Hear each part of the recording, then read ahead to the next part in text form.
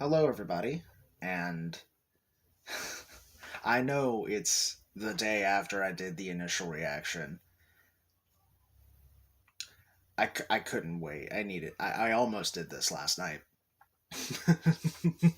But as the lyrics have now been made available,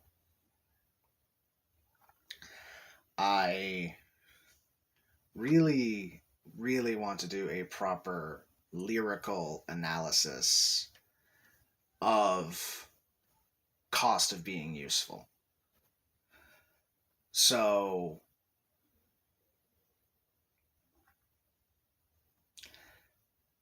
that's what this video is going to be, following up the initial reaction video.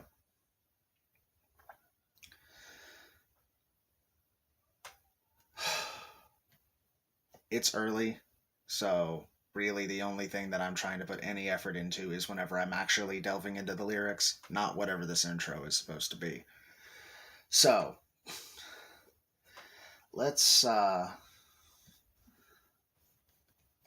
go ahead. I'm gonna play it again. One, because I want to listen to it again because it's really damn good. And two, just so that I can listen to it again. Both of my reasons are that I want to listen to it again. That's just it. So 3, 2, 1, now. The cost of being useful. You fool, you've given up everything that makes you whole. This broken blade in your hand, you've stained her honor, their honor. Okay. So we're going to do it verse by verse because I think that's the easiest way to do it. The cost of being useful. You fool, you've given up everything that makes you whole. This broken blade in your hands, you've stained her honor, their honor. Okay. So the whole general motif of the song follows Jean's self-worth issues, where Jean has always felt that he's lesser than everyone around him because he doesn't have the fighting prowess that that the Ark family is known for, because he's always had the most basic weapon out of the bunch. His lack of a semblance, and cheated his way into Beacon. So that's the general motif of the song. And this cost of being useful is finally finding where he can be given a role where he's kind of forced into being useful.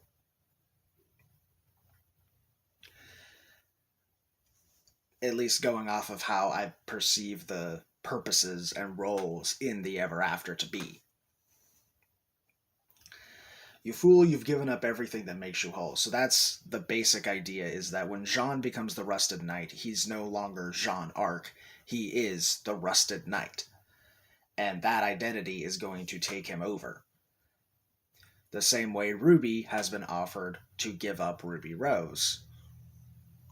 Shed like an old coat.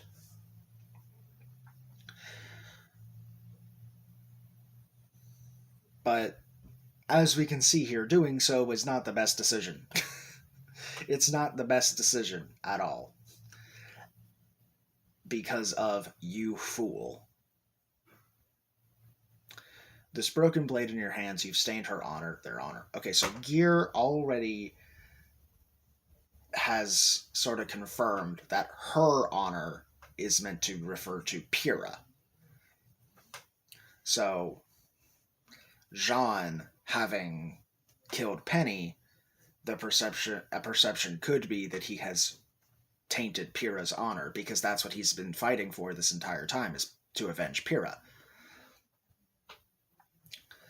So, broken blade referring to the fact that his blade broke whenever he fought Cinder after killing Penny. A blade that has been stained by innocent blood is doomed to shatter. So, stained her honor, double entendre with the fact that the blood has stained the sword. So, as for their honor, this is an interesting one. This could probably be taken in a number of ways. The way that I initially perceived it was that Jean could somehow be interpreting that he's somehow also stained Penny's honor by having to kill her, even though that's what she wanted. I can't really explain why, but RWBY also popped into my mind. I don't really think that that's the case, but it did pop in there.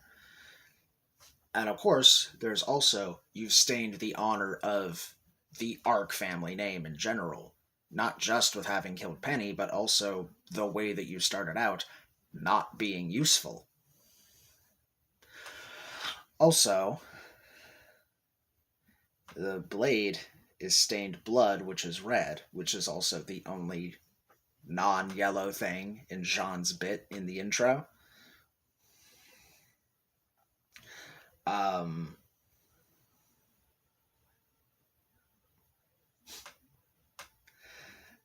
And what's Pyrrha named after? She's named after her red hair. What's one of the two?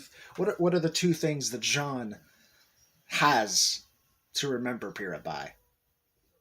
One is the circlet that's been put into Croaky Amores,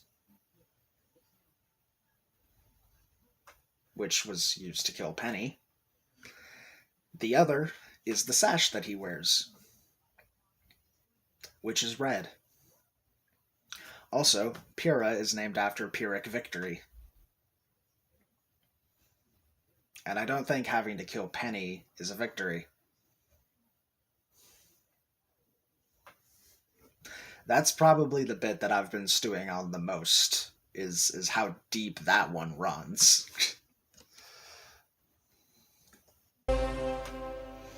You tried your best, you have always been less. Heaven's fallen, outcast, cast away those feelings in flame. Okay. You've tried your best, you have always been less. Again, the whole motif of the song is Jean feeling like he's not as good as everyone else. He's never felt that he's as good of a leader as RWBY. He's never felt that he's as good of a fighter as anybody else. In fact, the only time that he's ever felt better about himself than someone else is whenever he found out why Neptune rejected Weiss. So it's like, oh, you tried your best. It's too bad that it doesn't matter because you're still less than everybody else. Which kind of ties into that Weiss dialogue in episode 2 between RWBY and Weiss when they're talking about Atlas. And it's like, you did the best you could for Atlas, and Weiss is like, but it wasn't enough. It's like, Jean did try his best, which would have been to heal Penny, but that would not be enough. There's not enough time to do that.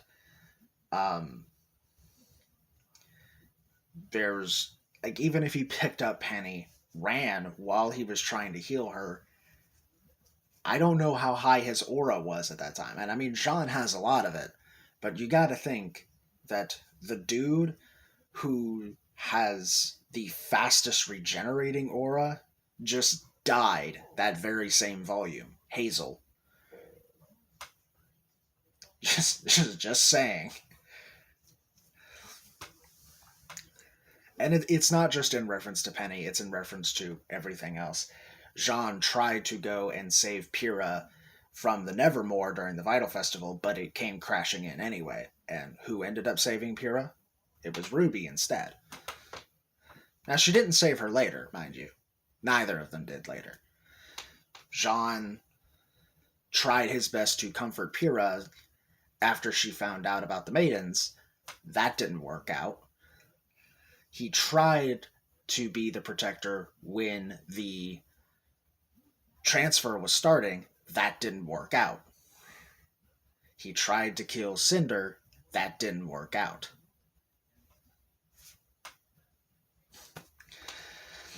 Heaven's fallen outcast cast away those feelings in flames. This is where we're getting heavy into the Joan of Arc stuff. Okay, so Heaven's fallen outcast, obviously we're talking about the religious aspect to Joan of Arc there. I feel like all I'm saying is that the most notable fallen outcast from heaven is Satan, which is, I mean, I'm sure Jean feels like he's the absolute worst right now, but would he go that far as to be willing to be compared to the literal devil? But cast away those feelings in flames. Okay, so in flames, Joan of Arc burned at the stake. We see the Rusted Knight. The first time that we ever saw the Rusted Knight was in the teaser, in which the flames came up around the knight, which we now know is a shot from the opening. So I guess there's the possibility that they're actually going to literally forge him into the night, which is why it's often being thought that the blacksmith lady, who we now know is called the Lively Carpenter, or at least we think that that's what she's called,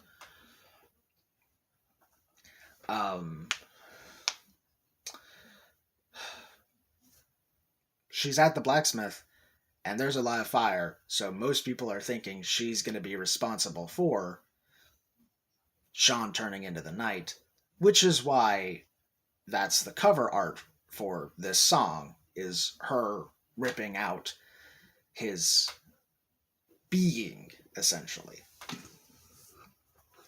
So, cast away your feelings in flames is removing the identity of Jean by forging the Rusted Knight in flames,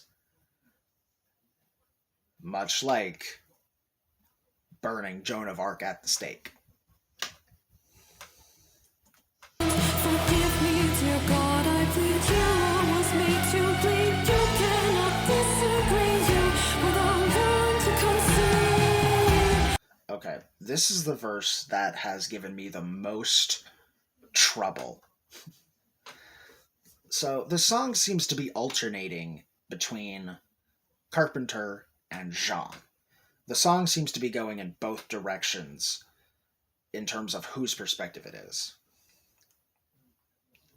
So forgive me, dear God, I plead. This hero was made to bleed. So I'm thinking that this is meant to be Jean trying to have forgiveness for having to kill Penny. That's what makes the most sense to me. This hero was made to bleed. I have a thought that this is kind of meta. That the minute that Penny was turned human, I think the second Penny death was always in the cards, mind you. I believe the second Penny death was always in the cards. I think that was always going to happen.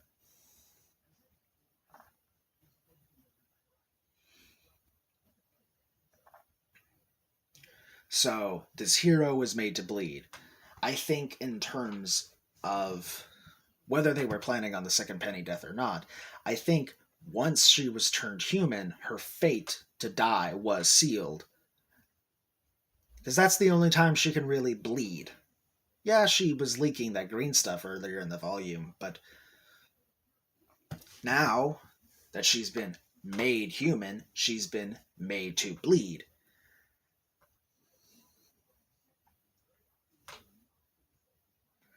And she certainly does bleed quite a bit. You cannot disagree you were the one to concede. So I think this flips back to Carpenter for a second for those last two lines. I think it's Jean, forgive me, dear God, I plead. This hero was made to bleed. Carpenter, you cannot disagree. You were the one to concede. So just conceding to Penny's wishes to die, I believe, is what that means. It's you can't disagree that she was made to bleed because you went along with her plan to be killed.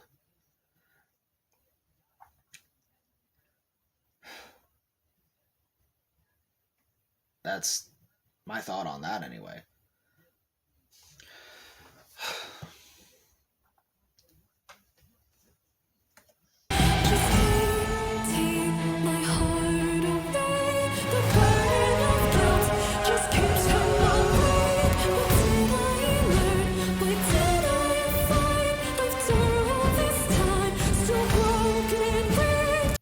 Okay. Just take my heart away. This whole verse is Jean. So take my heart away, like in the cover art where Carpenter is taking Jean's heart. And it's not as in his literal heart. It's what makes him Jean Arc. His being, his aura, that is being taken away. Because of the next line. The burden of guilt just keeps him awake. So, I do think that this line is Jean, and I think that it's sort of a referring to himself in the third person. So it's like him not seeing himself as Jean Arc anymore. So he sees himself not as Jean, so he doesn't refer to himself as Jean. He kind of acknowledges Jean as a separate entity and saying the guilt is keeping Jean awake. So if we take the being that is Jean Arc out of the equation, the real Jean won't have that guilt anymore and won't have to be sleepless over the tremendous guilt of having killed Penny. What did I learn? Why did I fight? After all this time, I'm still broken and weak.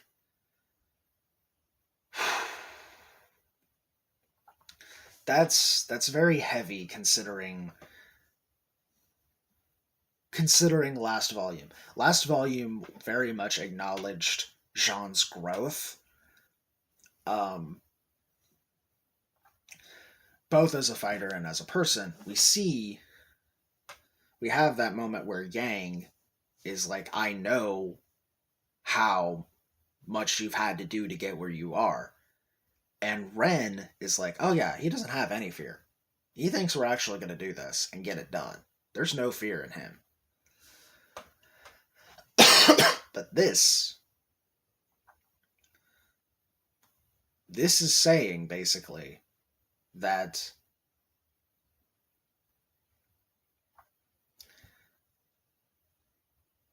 Jean still considers himself weak. That even with the improvements in prowess, his mindset about it, even the upgraded weapon, he still considers himself not to be as good as anyone else that he works with. Which is painful? It's rather painful as someone who is a Jean fan to see that he still thinks of himself that way. Because one of the reasons that I like Jean so much is his development. It's like him, Blake, and Weiss are so high up because they have arguably the most development of the entire show. Just let it go.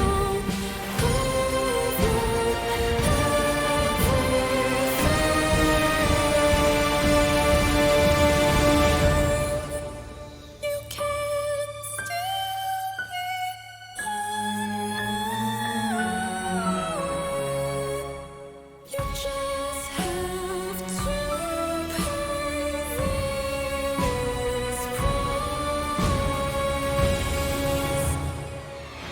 Forget your past life, rewrite your name,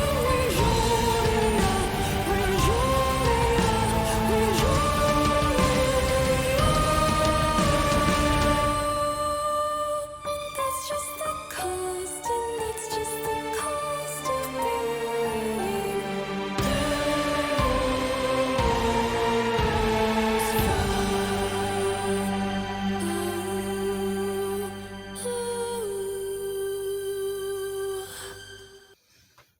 Those last vocalizations always get me.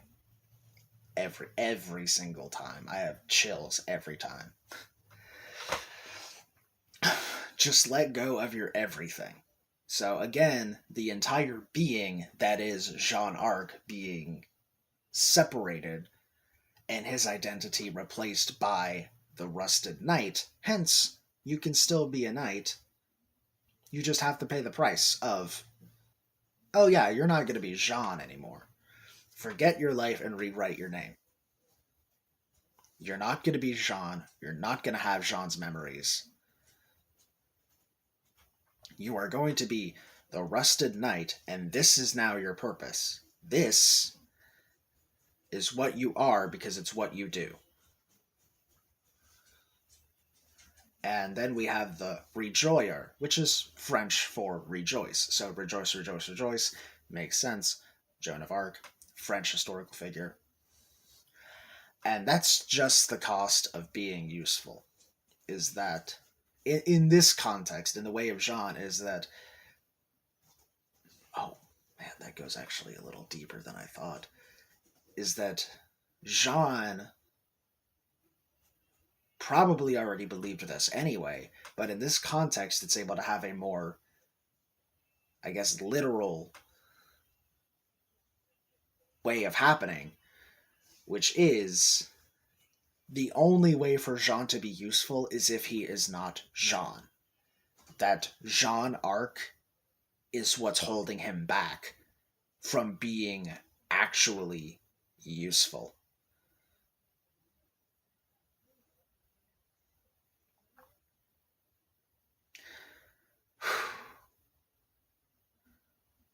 And now he has the chance to prove that by giving up Jean Arc to become the Rusted Knight that might be more useful than Jean ever was before.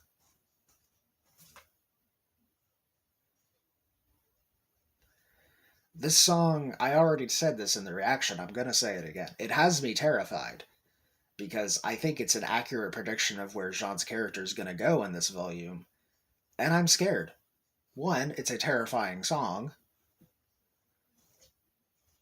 Two, I'm scared that he's going to go down that road. Because it just seems, I don't want to say confirmed, it seems certain. That's the word I'm looking for. It seems certain that Jean is going to go down that road. And I don't know if I'm ready for that.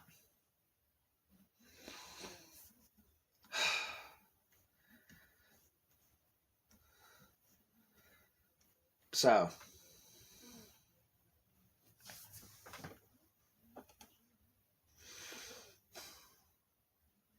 that's the lyric breakdown and analysis.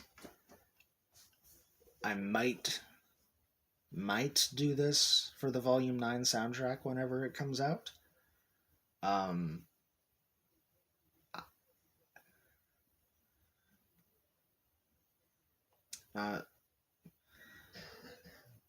It's a good possibility. I think it's just funny that the first RWBY song I did it for was a fan song.